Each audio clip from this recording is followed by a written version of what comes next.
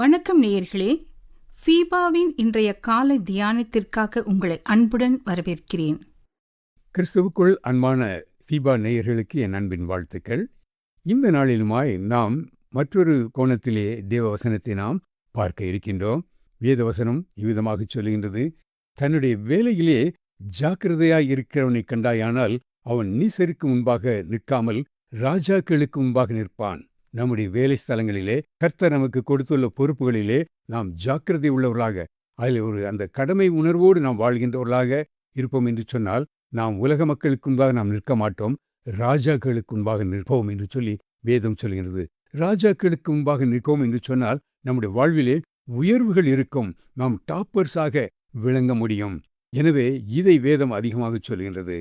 வேதத்திலே அநேக இடங்களிலே ஆபிரகாமுடைய வாழ்க்கையிலும் சரி, யாக்கோபின் வாழ்க்கையிலும் சரி, தேவனாய் கர்த்தர் சொல்கின்றார், உன்னிலிருந்து ராஜாக்கள் புறப்படுவார்கள். புதிய ஏற்பாட்டிலும் கூட 1 பேதுருவின் புஸ்தகத்திலே வேதம் விதமாக சொல்கிறது, ராயல் பிரிஸ்ட்ஹுட் என்று சொல்லி ராஜரீக ஆசாரிய கூட்டங்கள். எனவே ராஜாக்களாக நம்மை வைத்திருக்க வேண்டும் என்று சொன்னால், இந்த வேத வசனத்தின் அடிப்படையிலே நமக்கு கொடுக்கப்பட்டுள்ள உத்தியோகத்திலே, வேலையிலே, அது எப்படிப்பட்டதான உயர்வாக இருந்தாலும் தாழ்வாக இருந்தாலும் அதிலே நாம் கடமை உணர்வோடு அதிலே கான்சென்ட்ரேட் பண்ணி அதில் நிலைத்திருப்பது நமக்கு மிக மிக முக்கியமானது. பிரியமானவர்களே, ஒரு காட்டிலே ஒரு கர்ப்பிணியான ஒரு மான் வேகமாக ஓடிக்கொண்டே இருக்கின்றது.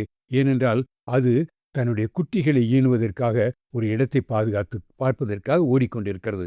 எதிரிலே ஒரு வேடன் வருகின்றான். வில்லோடும் அம்போடும் அவன் வந்து கொண்டிருக்கின்றான். இந்த மானை கிடைத்தவுடனே அவனுக்கு சந்தோஷம். அதை விரட்டி பிடிக்க வேண்டும் என்று சொல்லி அவன் எய்ம் பண்ணி கொண்டிருக்கின்றான். அப்பொழுது அந்த மான் அந்த டைரக்ஷனை விட்டுவிட்டு வேறொரு டைரக்ஷனிலே தன்னை வேடனிலிருந்து தப்பித்துக் கொள்வதற்காக வேறொரு பக்கம் ஓட முயற்சிக்கின்றது.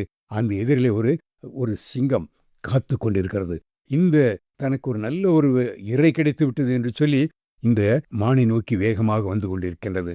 அப்பொழுது அந்த மான் அந்த இடத்தையும் தாண்டி வேறொரு இடத்திற்கு போய்விடலாம் என்று சொல்லி தன்னை டைரக்ஷனை திருப்பி பார்க்கின்றது.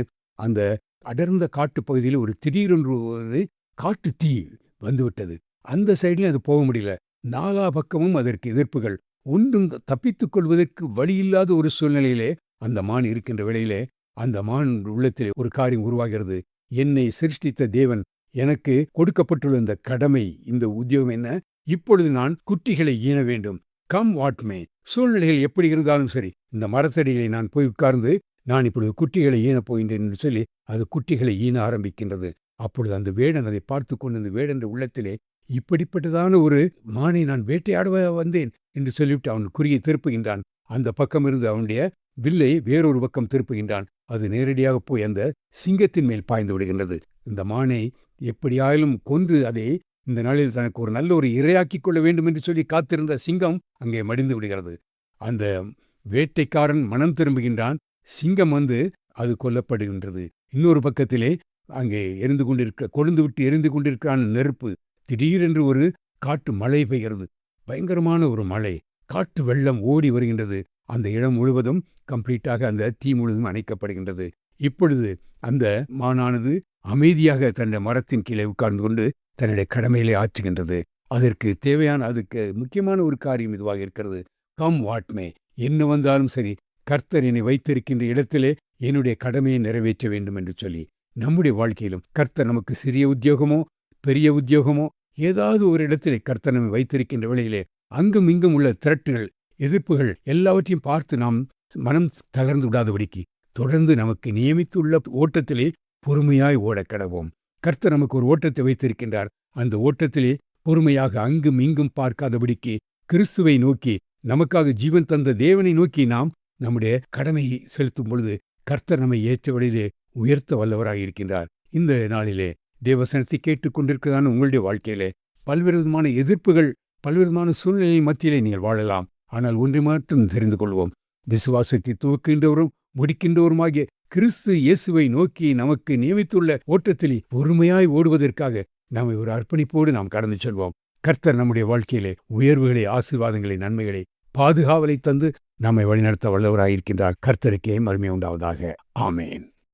இன்றைய காலை தியானத்தில் பங்கேற்றமைக்காக நன்றி. உங்களது கருத்துக்களை பகிர்ந்து கொள்ளவோ மேலும் விவரங்கள் அறிந்து கொள்ளவோ 9480 585042 என்ற எண்ணிற்கோ அல்லது info@fibaonline.org தொடர்பு கொள்ளவும்.